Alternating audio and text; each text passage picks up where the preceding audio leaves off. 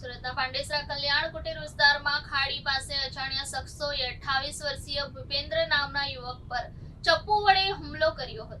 ઇજાગ્રસ્ત યુવકને સારવાર અર્થે સિવિલ હોસ્પિટલમાં દાખલ કરાયો. પાંડેસરા કલ્યાણ કુટીર પાસે જીવલેણ હુમલાની ઘટના બની હતી. અજાણ્યા શખ્સોએ 28 વર્ષીય યુવક પર ચપ્પુ વડે હુમલો કર્યો છે. આ પાંડેસરા કલ્યાણ કુટીર ખાતે બ્રિજ પાસે બની હતી, જ્યાં ભૂપેન્દ્ર કિશોર અલકરી નામના યુવક પર ચપ્પુ વડે હુમલો કરાયો છે.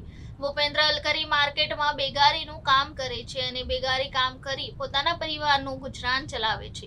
ઇજાગ્રસ્તની પત્ની જયશ્રીબેન ભૂપેન્દ્ર અલકરી લગ્ન જીવનને 14 વર્ષમાં 13 વર્ષનો છોકરો અને 10 વર્ષની છોકરી છે અને ઉધના વિસ્તારમાં આવેલ કાશીનગર આવાસમાં બિલ્ડિંગ નંબર 8 ફ્લેટ નંબર 3 માં રહે છે. ઇજાગ્રસ્ત ભૂપેન્દ્રની બહેને 108 ના મારફતે સારવાર અર્થે નવી સિવિલ હોસ્પિટલ લઈ જવામાં આવ્યો છે.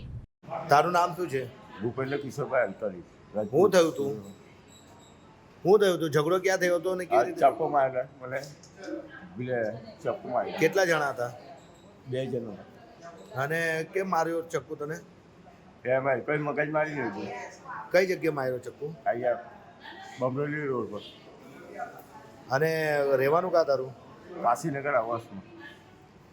અને અત્યારે ત્યાંથી અહીંયા સારવાર માટે આવ્યો? હા સરોવર. કોઈ લઈને આવ્યા. પોલીસ ફરિયાદ વગેરે કઈ કરી? નહીં, ફરિયાદ નહીં કરી. 108 લઈને આવ્યા. કોણ લઈને આવેલું? હે? કોણ લઈને આવેલું? મારી બેન. બેન લઈને આવેલી? હા, મોટી બેન. અચ્છા. અને એ લોકો કઈ કઈ વસ્તુથી માર્યો છે તને? ચપ્પુથી માર્યા, ખાલી બ્લેડથી. માથાના ભાગે? એટલે બીજો ફટકો માર્યો પછાડી. તું શું કરવા ગયો હતો ત્યાં? લાય ખાલી પીવા ગયેલો દાદા. શું પીવા ગયેલો હતો? દારૂ પીવા ગયો. એમાં મને મારી દીધો.